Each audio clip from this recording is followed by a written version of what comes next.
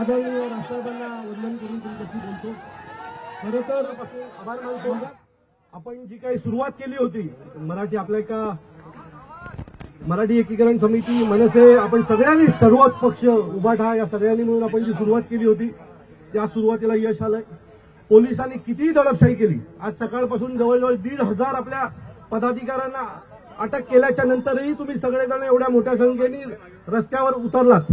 आता असं पकडूया जर आपल्या कोणाला पकडलं नसतं आणि हा मोर्चा सुरळीत पार पडला असता तुम्ही खात्रीने सांगतो हा मोर्चा किमान 50,000 लोकांचा झाला असता. अशीच एकजूट आपण मराठी माणसासाठी दाखवूया. आज तुम्ही जे केलं ते खूप महत्वाचं होतं. मी नेहमी मागच्या 5-6 दिवसापासून ही घटना ज्यावेळेला घडली तेव्हापासून आमची जी काही चर्चा चालायची आज एकाने मोर्चा काढला उद्या दुसरे मोर्चा काढले असते. आणि इथला जो एक आमदार आहे भिकार तो नेहमी सांगतो की मीरा भाईंदर मध्ये मराठी माणूस 12-15% आहे. जेवढे आहेत तेवढे तुला पुरून उरणार एवढं नक्की आहे. त्यामुळे एक चेतावणी देतो की ह्याच्या पुढे आमच्या नादाला लागायचं मराठी माणूस कोणाला ऐकणार. आपली एकजूट एक चेतावणी देतो की ह्याच्या पुढे आमच्या नादाला लागायचं मराठी माणूस कोणाला ऐकणार. आपली एकजूट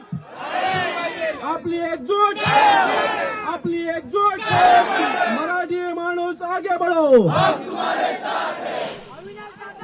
मराठीचा मुंबईचा मीरा भाईंदरचा आणि महाराष्ट्राचा छत्रपती शिवाजी महाराज की जय. भवानी जय शिवाजी.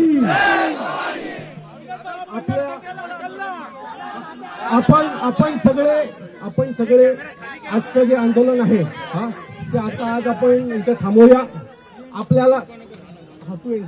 आपल्याला जे आवश्यक होतं आज पोलिसांनी दबाव टाकल्याच्या नंतरही आपण सगळेजण एवढ्या मोठ्या संख्येने इथे आलात. हा मेसेज अख्ख्या महाराष्ट्रात दिला. जिथे कुठे असा दबाव टाकण्यात येईल तिथे असाच मराठी माणूस पुन्हा रस्त्यावर येईल हे त्यांना सगळ्यांना कळलं. आता आज हे मीरा रोड आहे. आता हे जर ठाण्यात घडलं असतं तर तुम्ही विचार करा काय घडलं असतं.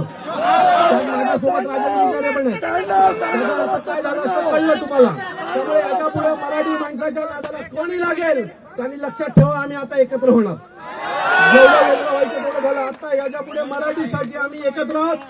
आपण सगळे एकत्र राहू.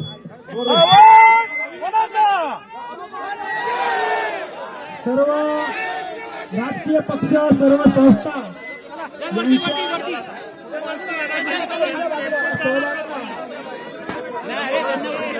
आम्ही मराठी एकीकरण समितीच्या माध्यमातून धन्यवाद देतो. आपण मराठी एकीकरण समितीचा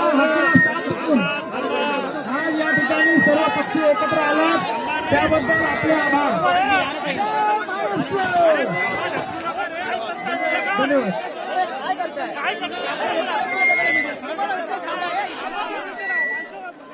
तर मोर्चा संपल्याचं नुकतंच जाहीर करण्यात आलं. मात्र त्यापूर्वी सगळी भव्य दिव्य दृश्य आपण बघतोय. कितीही दडपशाही झाली तरी मराठी माणूस असाच एकजूट राहिला पाहिजे अशा पद्धतीचं या मोर्चाच्या समारोपाला सांगण्यात आलं.